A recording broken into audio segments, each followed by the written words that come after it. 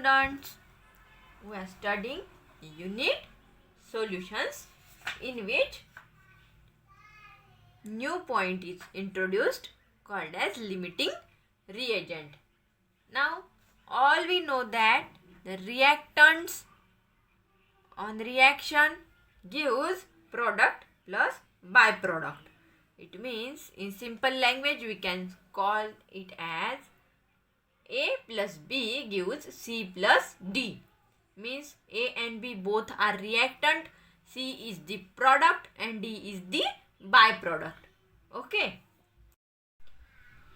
Now to carry out a reaction, the reactants are not usually present in the stoichiometric amounts, that is in the proportion indicated by the balanced equation.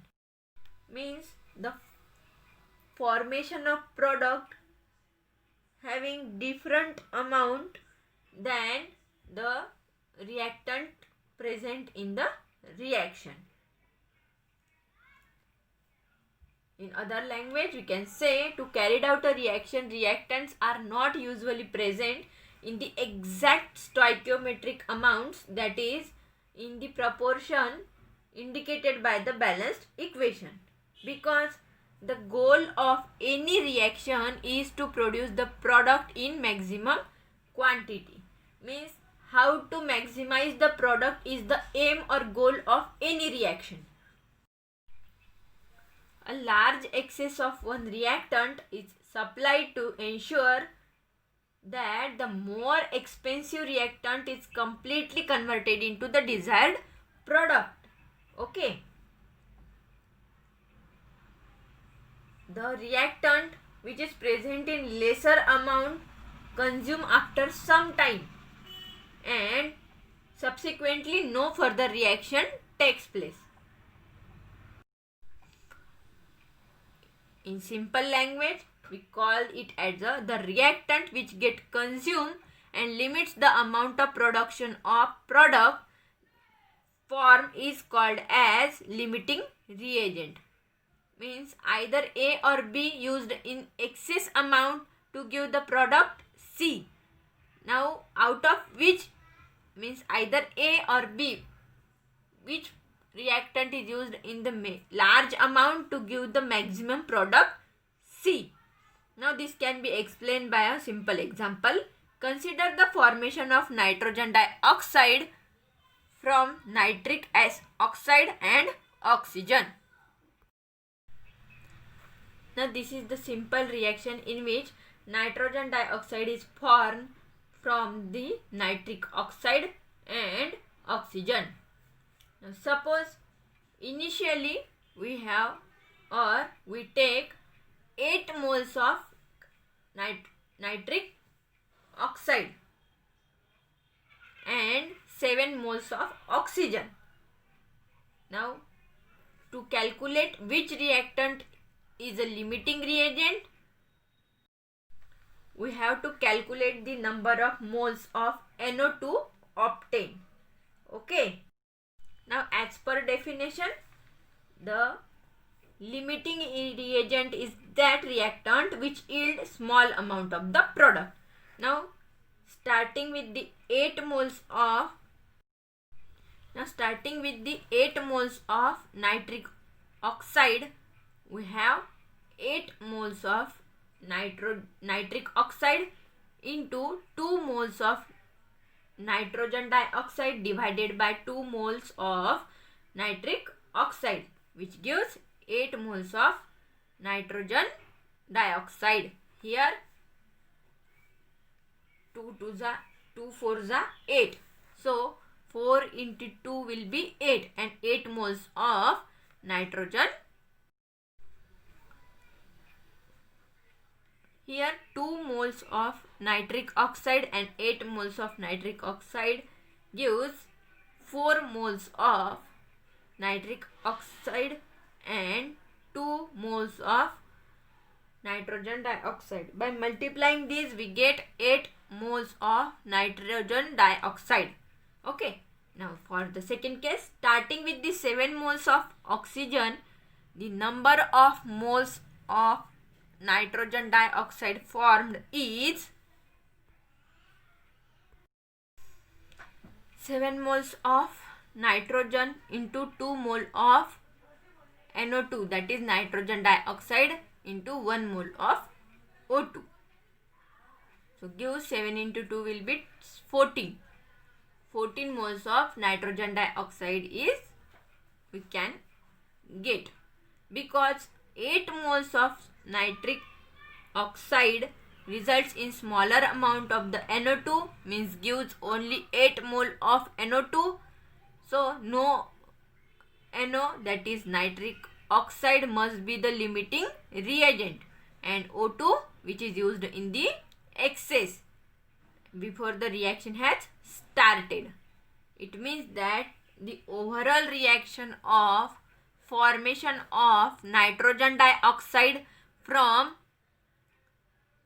nitric oxide and oxygen, in which nitric oxide is the limiting reagent and O2, that is oxygen, is used in the excess amount.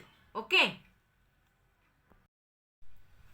Next point of this chapter is concentration of solution. The majority of reactions are carried out in solutions. Okay. So it is important to understand how the amount of substance is expressed when it is present in the form of a solution. The concentration of a solution or the amount of solution can be expressed in the following 4 ways. We can express in terms of mass percent or weight percent. Second is in terms of mole fraction. Next is molarity, denoted by capital M, and last one is molality, denoted by small m. Now first is mass percent. Now first point is mass percent, in which it is obtained by using the following relation, like mass percent is equal to mass of the solute divided by mass of solution into 100%. We can explain it by the example. A solution is prepared by adding 2 gram of a substance, capital A, to the 18 gram of water. Calculate the mass percent of the solute. Now, mass percent of capital A is equal to, given by the formula, mass of solute, that is mass of capital A, divided by mass of solution into 100. Now here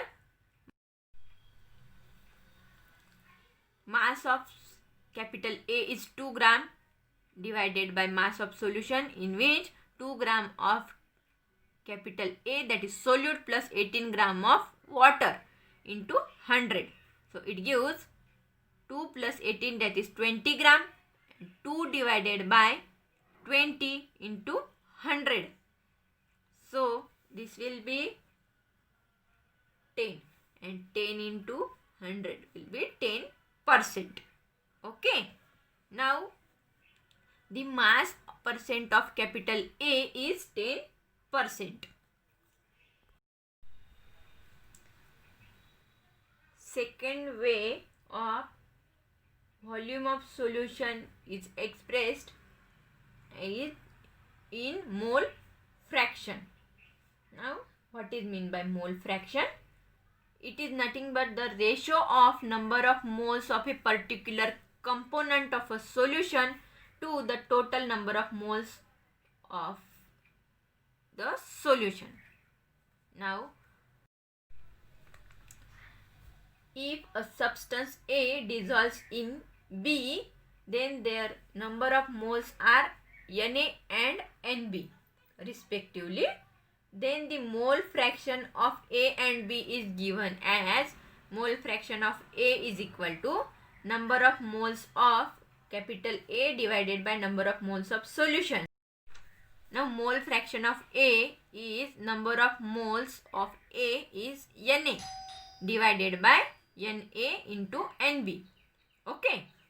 Now mole fraction of B is given by number of moles of B divided by number of moles of solutions, which is given by NB divided by Na plus Nb. Okay, so this is the formula to calculate the mole fraction. Next way of expressing the concentration of solution is molarity. It is the most widely used unit and is denoted by capital M. And molarity is defined as the number of moles of solute present in 1 liter of the solution. And having the formula, molarity is equal to number of moles of solute divided by volume of solutions in liters. Okay, now we can explain the term molarity by the example. The term molarity can be understanding by solving the problem. Here problem given is calculate the molarity of NaOH in the solution prepared by dissolving its 4 gram in enough water to form the 250 ml of the solution. Now molarity denoted by capital M is equal to the number of moles of solute divided by the volumes of solution in liters. Now for this problem, molarity, that is capital M, is equal to the mass of NaOH and divided by molar mass of NaOH divided by 0.250 liter.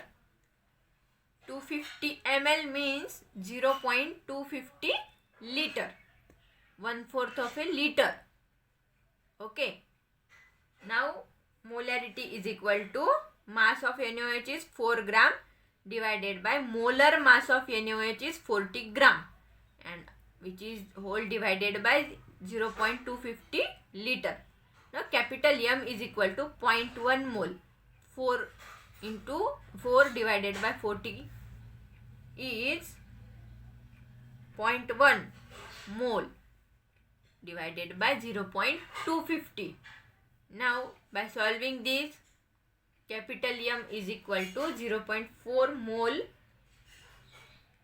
liter inverse or 0.4 molar solution. Now one thing is to be noted here, that the molarity of a solution depends upon the temperature, because volume of a solution is temperature dependent.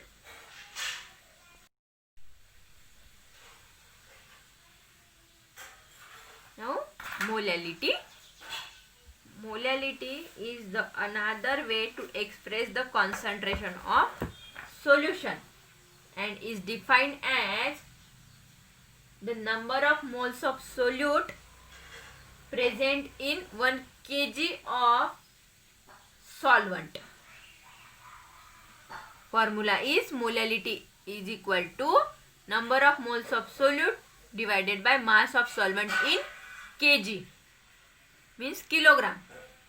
And the molality of a solution does not change with the temperature, since the mass remains unaffected with the temperature. So it is independent of temperature. Molarity is temperature dependent while molality is temperature independent.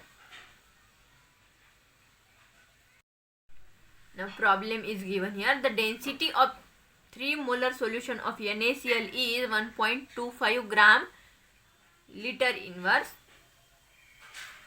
Calculate molarity of the solution. Molarity is given here, that is 3 mole per liter. Mass of NaCl in 1 liter solution is 3 into 58.5, which is given by 175.5 gram. Mass of 1 liter of solution is 1000 into 1.25, which is given by 1250 gram. Okay. Now mass of water in solution is given by 1250 minus 175.5.